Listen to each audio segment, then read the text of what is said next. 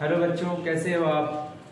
बच्चों, आज हम आपके लिए लेकर आए हैं फिर से application of derivatives part 2, class 12 CBSE UP ICSE.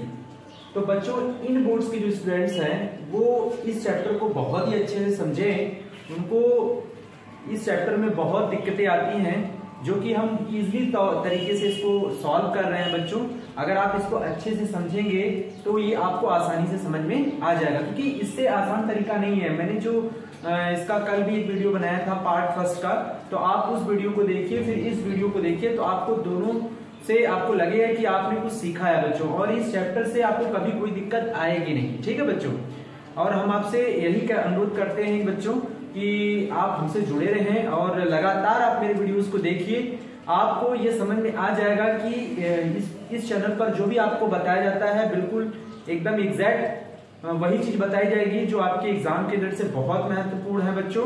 तो चलिए वीडियो स्टार्ट करते हैं।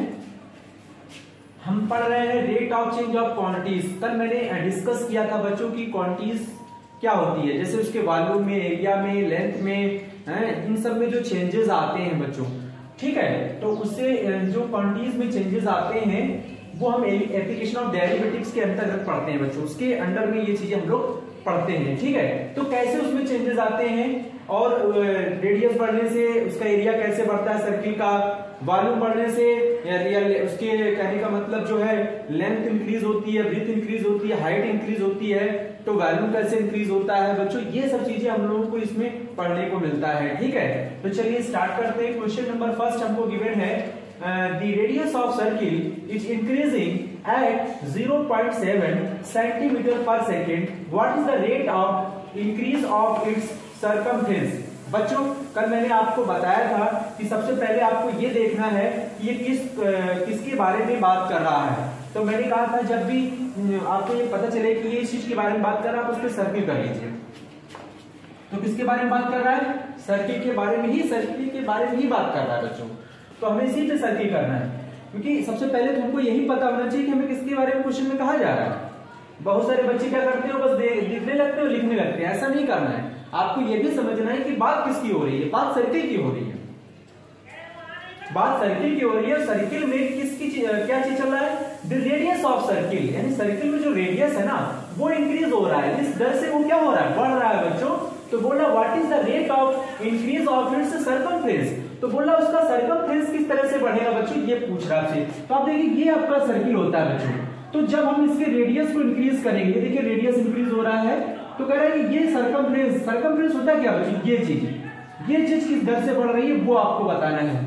तो ये चीज ध्यान रखना है। पहले आपकी देखिए ये सर्कमफ्रेंस कैसा था, अब आप देखिए कैसा हो रहा है। तो वही चीज आपसे पूछ रहा है कि ये किस दर से बढ़ रहा है, किस रेट से बढ़ रहा है। ठीक है बच्चों, तो आपको सबसे पहले सॉल्यूशन लिखना है। सॉल्यूशन में एक बात आपको ध्यान रखनी है कि बात किसकी हो रही है? सर्किल की। अब सर्किल में क्या क्या चीजें होती हैं? रेडियस होता है, सर्कमफ्रेंस होता है और एरिया होता है बच्चों।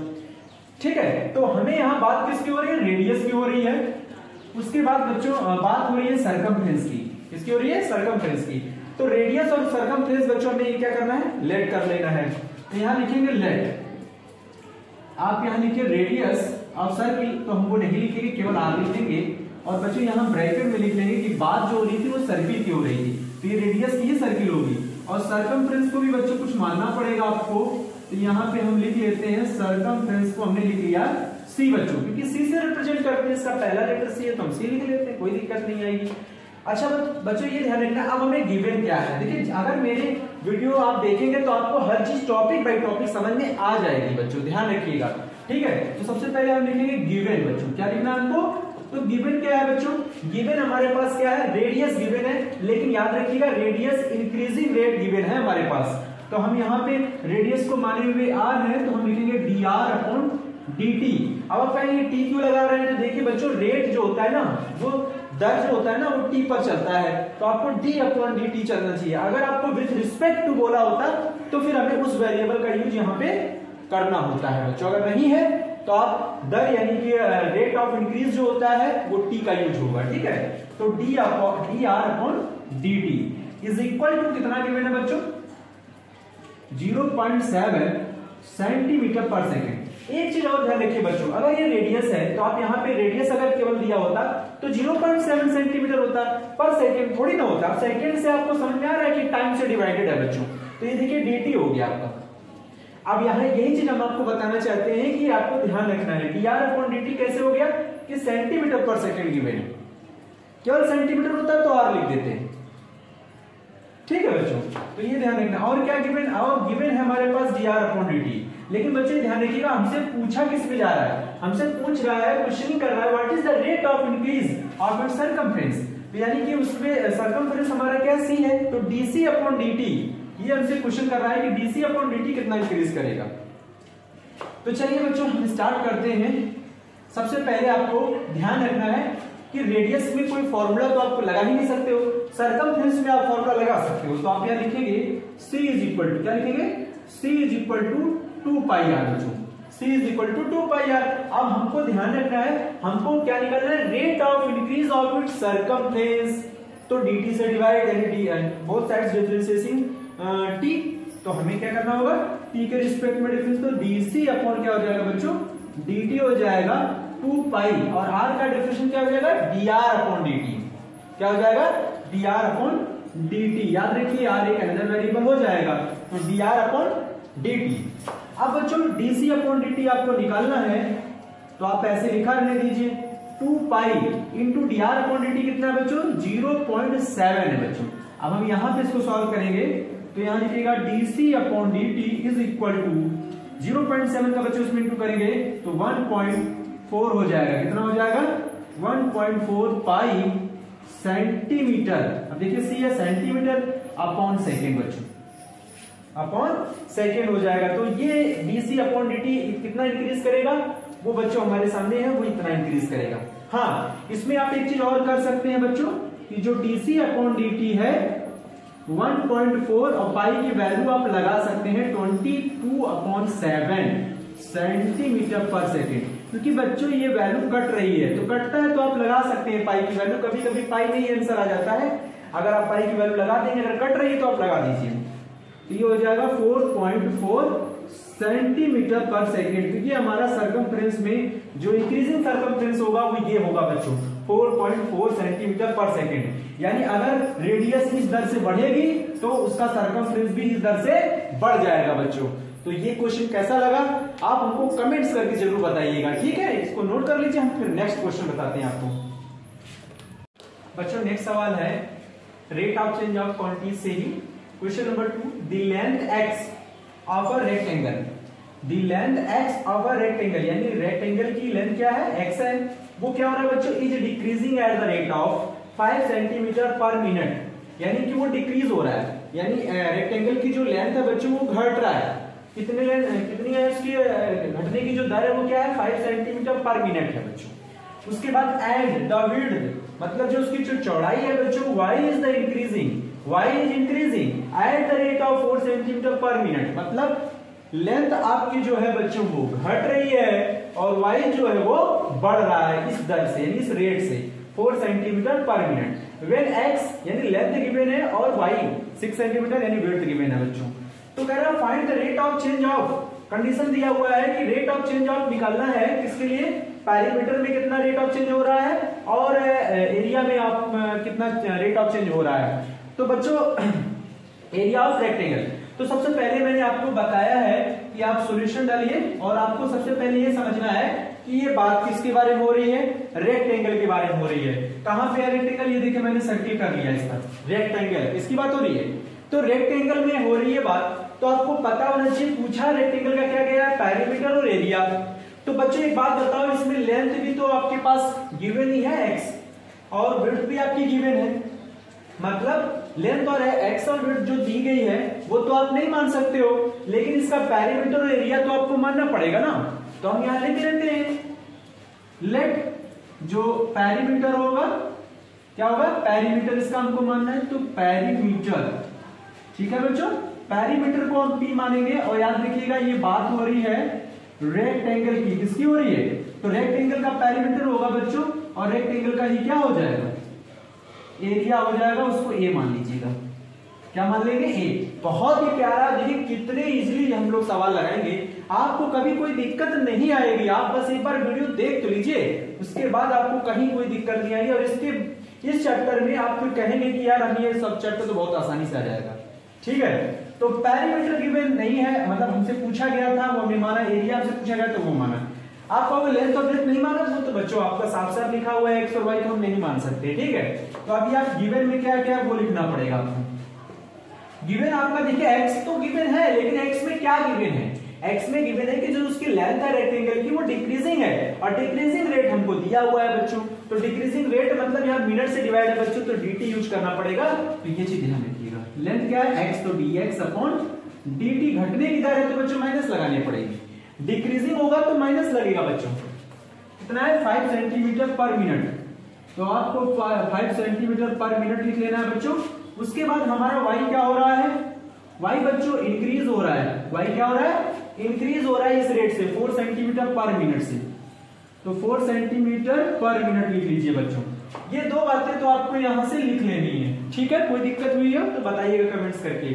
फिर आपको अब हमें क्या पूछा गया, हमसे पेरीमीटर पूछा गया। तो बच्चों पेरीमीटर जब पूछा जा रहा है तो आपको पेरीमीटर का फॉर्मूला लगाना होगा, और जब एरिया पूछा जाएगा आपका एरिया कितना बढ़ रहा है तो आपको एरिया के बारे में बात कर रहा है, एरिया कैसे बढ़ रहा है तो उसका क्वेश्चन करेंगे, तो उसको सॉल्व करेंगे। ठीक है, सबसे पहले हमें करना क्या है, आपको ध्यान रखना है कि the rate of change of perimeter.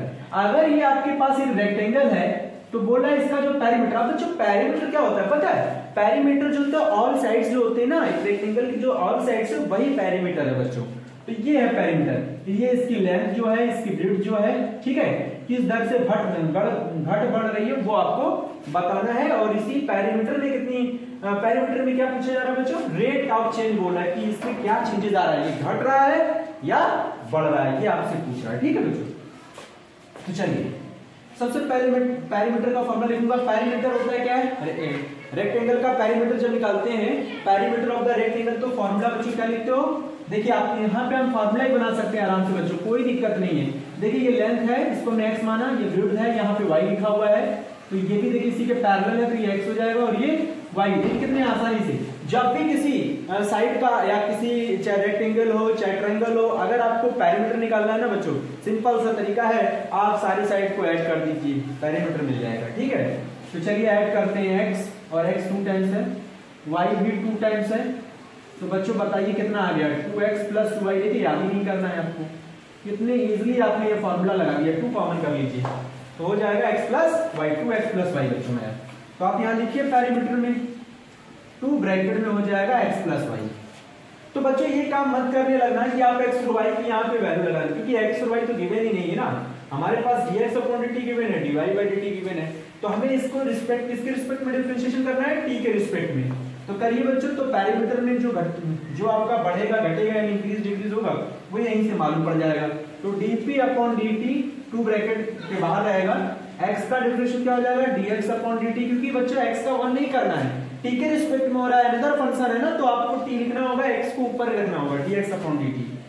y का करेंगे तो dy बाई dt हो जाएगा। बच्चों इधर आ जाइए, फिर आप बताइए dp अपॉन dt आपका लिखा रहेगा इक्वल टू 2 लिखिए, और देखिए dx अपॉन dt कितना गिवन है, -5 बच्चों, -5 प्लस dy बाई dt कितना है, 4 है बच्चों।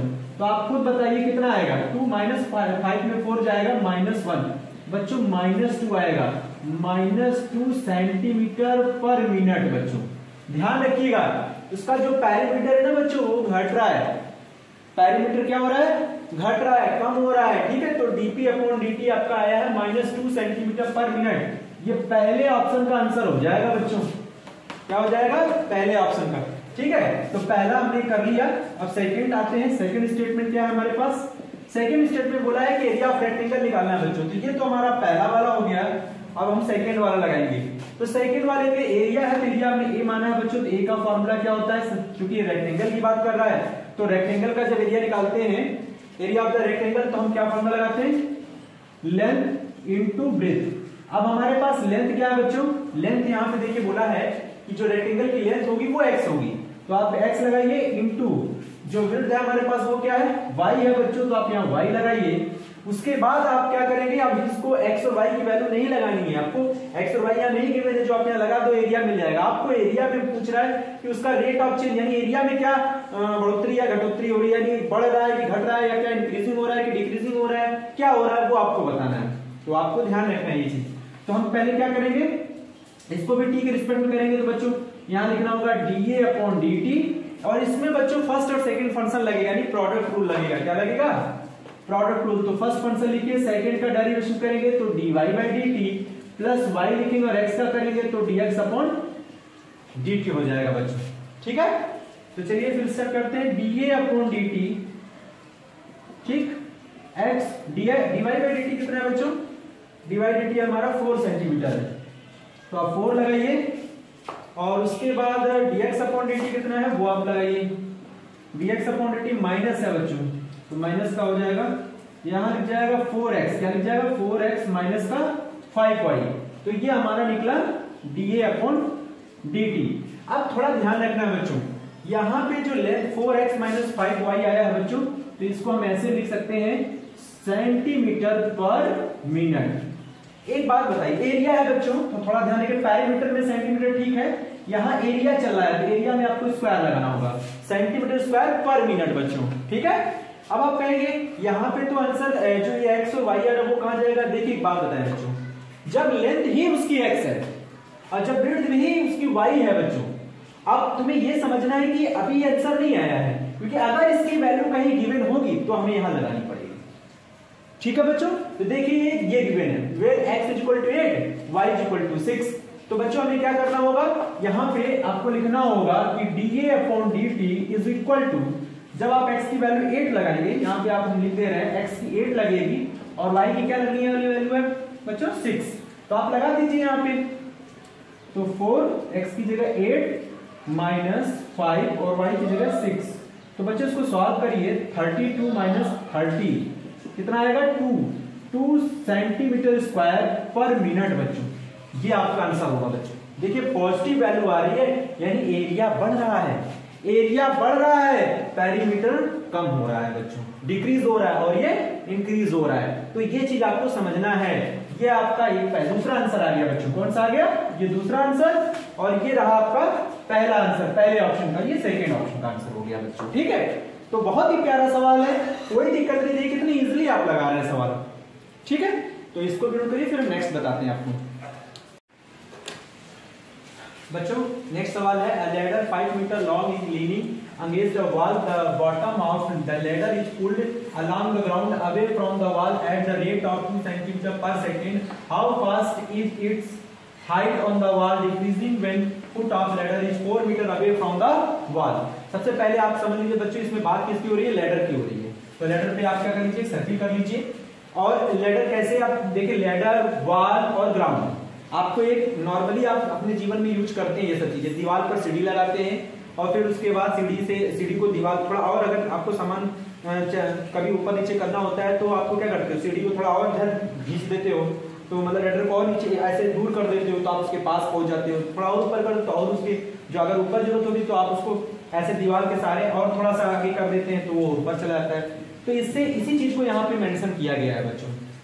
तो चलिए अब हम इसको फिगर ड्रॉ कर लेते हैं। ये हमारा वॉल हो गया बच्चों, ये हमारा लेडर हो गया, ठीक है, और ये हमारा जो हो गया ग्राउंड हो गया, along the ground away from the wall, wall से दूरी पर है सीढ़ी, बाद में सीढ़ी को यहाँ लाया जाता है लेडर को, तो ये जान लीजिए सीढ़ी जब यहाँ आएगी तो इसकी लेंथ थोड़ी भी कम होगी, फिर ये लेंथ उतनी रहेगी, तो यहाँ लगाएंगे तो और दूर हो जाएगा। तो दूर होने का मतलब इसमें जो है बेस में यानी ग्राउंड में उसका ग्राउंड लेवल जो है बढ़ जाएगा, डिस्टेंस बढ़ जाएगा वॉल से, और उसके बाद क्या होगा, उसकी हाइट भी, देखो बच्चों पहले हाइट यहाँ तक थी बेस से, अब यहाँ आगे सीढ़ी लगेगी तो आप जानते हैं जब यहाँ आगे लग जाएगी तो ये हाइट भी क्या हो जाएगा, कम आ जाएगा।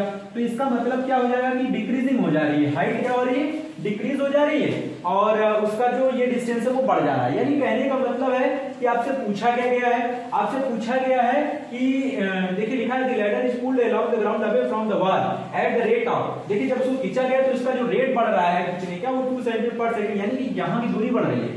तो जो चीज बढ़ती घटती है बच्चों उसको वेरिएबल में हमें वैल्यू लेनी चाहिए, ठीक है। तो how fast it's height on the wall decreasing, तो उसका जब यहाँ आएगा तो हाइट किस दर से घट रहा है वो आपको पूछ रहा है कि ये हाइट आप बताइए किस दर से वो घट रहा है, डिक्रीज हो रहा है। तो हमें क्या कर लेना है बच्चों, इसको आपको ध्यान रखना है, इसको हाइट को आपने y मान लिया और इसको आपने क्या मान लिया, x मान लिया। तो यहाँ पे नाम दीजिए O, A और B, और चूंकि यहाँ पे और कुछ अगर दिया है, हाँ लेटर 5 मीटर लॉन्ग है बच्चों, तो ये हमें लिख लेना है ये 5 मीटर लॉन्ग है। बस आपको कुछ नहीं करना है नॉर्मली। अब आप समझिए हमें मेरे पास गिवन क्या है। अब आप सॉल्यूशन लिखिए। सबसे पहले लेट कर लीजिए, क्या लेट किया आपने, OA is equal to x, ठीक है, और OB इज इक्वल टू क्या है बच्चों, सॉरी OB नहीं लेट करना है, OB तो 5 मीटर गिवन है हमारे पास। हाँ हाइट चाहिए हमको, तो हाइट हमें लेना है y हो गया, तो यही हमें लिखना पड़ेगा। हाइट जो है ये हाइट ऑफ द वॉल है, ठीक है ना बच्चों, तो ये थोड़ा ध्यान रखना है। तो इसी में पूछ रहा है कितनी कमी आई है, डिक्रीजिंग कितना हुआ है, ठीक है, तो इस यही चीज हमको निकालना है। सबसे पहले हम लोग क्या करेंगे कि पाइथागोरस थ्योरम यूज करेंगे, लेकिन एक चीज ध्यान रखना है कि जब ये जो लेंथ है, ये OA जो लेंथ है बच्चों, तो OA की जो लेंथ है जब वो बढ़ रहा है इस तरह से, जब सीढ़ी को नीचे लाएंगे लैडर को, तो ये दूरी बढ़ रही है। तो कह रहा है लैडर 5 मीटर लॉन्ग है, यहाँ पे और भी कुछ चीज गिवन है, ये 2 सेंटीमीटर पर सेकेंड, तो ये हमारा गिवन है, तो हम यहाँ पे गिवन वाली वैल्यू भी लिख लेंगे। गिवन क्या है, 2 सेंटीमीटर पर सेकेंड। क्या बढ़ रहा है बच्चों, ये चीज बढ़ रही है, यानी x की दर बढ़ रही है, तो हम यहाँ क्या लिखेंगे, dx अपॉन dt, 2 सेंटीमीटर पर सेकेंड। बच्चों ध्यान रखना है ये 5 मीटर है, तो ये सेंटीमीटर नहीं चलेगा, 0.02 कर लीजिए, क्या कर लीजिए, 0.02 मीटर पर सेकेंड हो जाएगा। उसके बाद हमारे पास क्या गिवन है, 4 metre away from the wall, ये डिस्टेंस हमसे दूरी दी गई है x की, तो x ही तो है ये चीज, तो x को हम लिख लेंगे 4 मीटर है, तो बच्चों ये ठीक है 4 मीटर चलेगा। उसके बाद हमें y गिवन ही नहीं है, तो y गिवन नहीं तो हम dy बाई dt कैसे निकालेंगे, तो हमको पहले y निकालना चाहिए। तो y निकालने का फॉर्मूला क्या होगा, उसके लिए हमें ये डिस्टेंस मालूम होनी चाहिए, 4 मीटर है, तो कहीं ना कहीं हमें ये लिख लेना है, ये 4 मीटर, ये 5 मीटर है। अब इसको यहाँ पे मत लिखिए, ऐसे रहने दीजिए, क्योंकि x तो आपने यहाँ बता दिया, और वो आपका x, वो x यूजुअली आपका जानते हैं बच्चों क्या है, वो x बढ़ने वाला है, ये केवल आपकी वो लेंथ है जो दी गई है, ठीक है, इस पर, तो ये चीज ध्यान रखना है। सबसे पहले क्या करना है, पाइथागोरस थ्योरम लगाना है, यहाँ लिखेंगे बाय पाइथागोरस थ्योरम। बहुत प्यारा सवाल है, तो आप क्या करेंगे, पहले हम लिखेंगे 5 का स्क्वायर यानी 25, हाइपोटेन्यूज का स्क्वायर हो जाएगा, फिर बच्चों 4 का स्क्वायर हो जाएगा, फिर प्लस y स्क्वायर, पहले y निकाल लीजिए आप, तो 25 माइनस 16 हो जाएगा बच्चों, तो y स्क्वायर, और y आप निकालेंगे तो 9 आएगा, यहाँ पे 9 का स्क्वायर कितना हो जाएगा बच्चों, 3 हो जाएगा। अब देखिए y भी मिल गया आपको, जब y मिल गया है, अब हमारा ये डिस्टेंस बच्चों ये x है और ये हमारा y है, तो अब इसमें फिर से पाइथागोरस थ्योरम लगाएंगे, क्योंकि ये घट रहा है, यहाँ से जब इसको इधर लाएंगे सीढ़ी को यानी लैडर को, तो ये x हमारा बढ़ेगा, ये डिस्टेंस बढ़ेगा, यानी x और y घट बढ़ रहा है, तो इस वजह से हमको जो है इसमें फिर से पाइथागोरस थ्योरम लगा लेना है।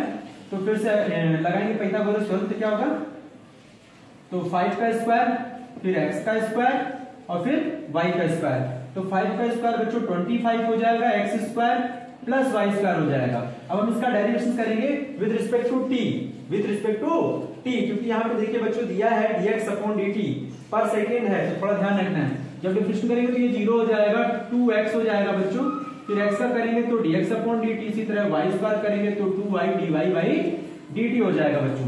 तो हमें वैल्यू लगा लेनी है, x की वैल्यू बच्चों कितनी है, 4 है, तो 4 2 जा कितना हो जाएगा 8, और dx अपॉन dt कितना है 0.02 है बच्चों, तो ये लगा लेना है।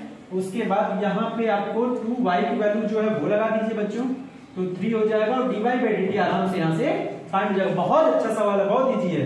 देखिए 8 2 जा 16 हो जाएगा, तो पॉइंट यहाँ लिखेंगे 0.16, क्या हो जाएगा बच्चों 0.16, इधर आ जाएगा तो माइनस हो जाएगा, ये थोड़ा ध्यान रखना है, और यहाँ पे बचेगा 6, और ये हो जाएगा dy बाई dt, तो यहाँ पे माइनस का 0.6 लिखना है बच्चों, नीचे 6 लिखना है, ठीक है, हाँ ठीक है। तो अब इसको हम क्या करेंगे, dy बाई dt हमारा यहाँ से मिल रहा है, तो हम यहाँ पे चाहें तो ये देखिए हमारा जो यूनिट चल रहा है बच्चों, dy बाई dt जो आ रहा है हमारा वो सेंटीमीटर में आ रहा है, मीटर में आ रहा है, सॉरी किसमें आ रहा है, मीटर में। तो इसको सेंटीमीटर बनाने के लिए 100 से इंटू करना पड़ेगा बच्चों, क्या करना पड़ेगा 100 से इंटू करिए, तो ये हो जाएगा सेंटीमीटर पर सेकेंड।